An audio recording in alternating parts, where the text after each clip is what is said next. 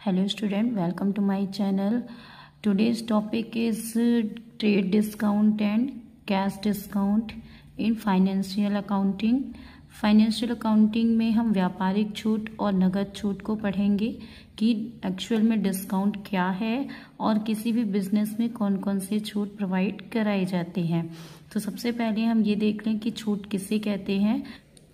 Discount is a concession allowed by the seller to the buyer on the price to be paid by him.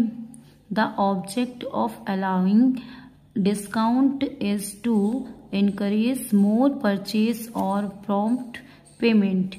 It is allowed between producer and wholesaler and retailer and customer. क्या कह रहा है कि discount हम किसे कहते हैं, जो कि किसी भी सेलर के द्वारा कंसेशन दिया जाता है किसी भी प्रोडक्ट को परचेज करने में। जब कोई भी प्रोडक्ट हम किसी सेलर से यानी विक्रेता से या शॉपकीपर से हम परचेज करते हैं तो जो प्रोडक्ट की जो अमाउंट होती है उसमें कुछ परसेंटेज से सेलर यानी शॉपकीपर किसी भी परचेजर को यानी जो वो प्रोडक्ट परचेज कर रहा है उसे डिस्काउंट देता है। जैसे हमने कहा कि एक बैग है जिसकी प्राइस है 100 रुपीज। 100 रुपीज में उन्होंने शॉपकीपर सभी कस्टमर को 10% से डिस्काउंट देता है। डिस्काउंट कितना दे रहा है? 10%। तो 100 इंटू 10/100, तो जो प्राइस आएगी 10% वो कितनी होगी? 10 रुपीज। तो ये 10 रुपीज क्या है? डिस्काउंट है। प्रोडक्ट को सेल करने के लिए जो कंसेशन करता है उसे ही हम डिस्काउंट कहते हैं। अब ये डिस्काउंट किस किस के बीच हो सकता है? तो it is allowed between producer and wholesaler. Producer यानी जो मैन्युफैक्चरिंग कर रहा है, जो प्रोडक्ट बना रहा है, उसने क्या किया? होलसेलर को दिया यानी थोक व्यापारी को देता है।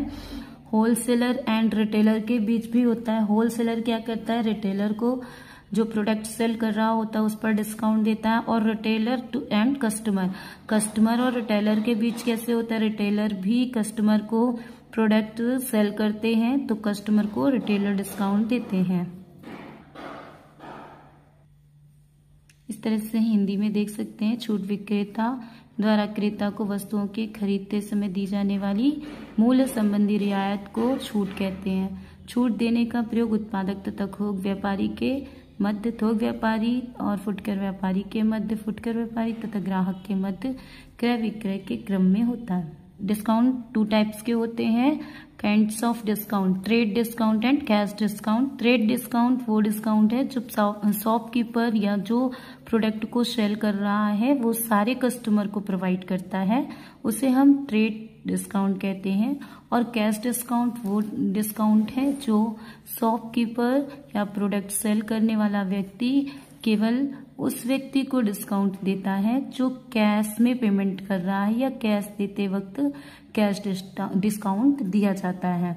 जैसे एग्जांपल के रूप में हम देख लें कि किसी भी जैसे मान लो हमने कहा कि एक बैग है जो कि 200 का है, लेकिन इस 200 के बैग को कई व्यक्ति परचेज कर रहे हैं, A, B, C। Her person को 10% से डिस्काउंट दिया जा रहा है। तो 10% कितना हो गया? 20 रुपीज। 20 रुपीज इससे भी, 20 रुपीज इससे भी, 20 रुपीज इससे भी डिस्काउंट किया गया। तो A को प्रोडक्ट कितने में मिला? 180 में। B को कितने में मिला? 180 में। ठीक है, इस तरीके से C को मिला 180 में। लेकिन यहाँ पर C ने क्या किया कि कैश में पेमेंट किया। कैश में पेमेंट किया तो इस पे कैश में पेमेंट करने के कारण इसे 10% से और डिस्काउंट दे दिया गया। 10% से किस पर डिस्काउंट किया गया? 180 पर। 180 पर उन्होंने जब कैश दिया तो 180 पर डिस्काउंट दिया गया। तो 180 इंटू 10%, 10% यानी कि 18 रुपए, 18 रुपीज से इनको और डिस्काउंट मिल गया।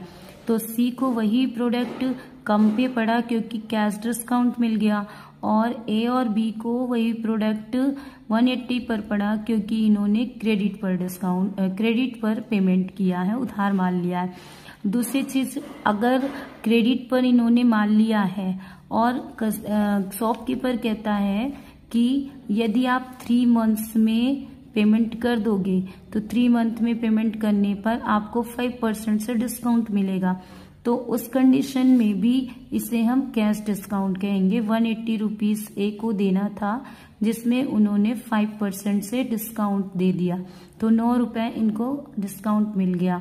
इस तरीके से कैश डिस्काउंट उसे कहते हैं जो कैश देते वक्त दिया जाता है, और ट्रेड डिस्काउंट उसे कहते हैं जो शॉपकीपर सभी व्यक्ति को, प्रोडक्ट परचेज करने वाले व्यक्ति को डिस्काउंट देता है।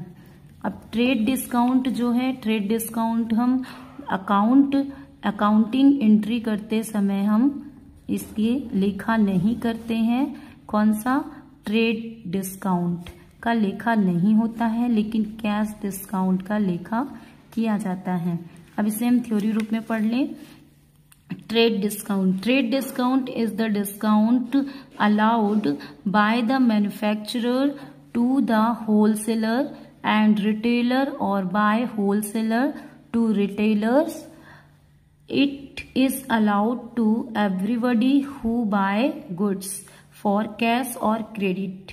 It is not connected with the payment. क्या ट्रेड डिस्काउंट क्या है? ट्रेड डिस्काउंट वो डिस्काउंट है जो कि मैन्युफैक्चरर होलसेलर को अलाउड करता है, होलसेलर रिटेलर को, रिटेलर कस्टमर को अलाउड करता है, चाहे वो प्रोडक्ट क्रेडिट में परचेज किया गया हो या कैश पर परचेज किया गया हो, वो सभी व्यक्ति को अलाउड किया जाता है। एवरीबडी, जो भी परचेज कर रहा हो, जो भी बाय कर रहा हो गुड्स को, उसे ट्रेड डिस्काउंट दिया जाता है। It is not connected with the payment, ये पेमेंट से कनेक्ट नहीं होता है, ये सभी व्यक्ति को, चाहे वो क्रेडिट पर हो या कैश पर हो, उसे ट्रेड डिस्काउंट दिया जाता है।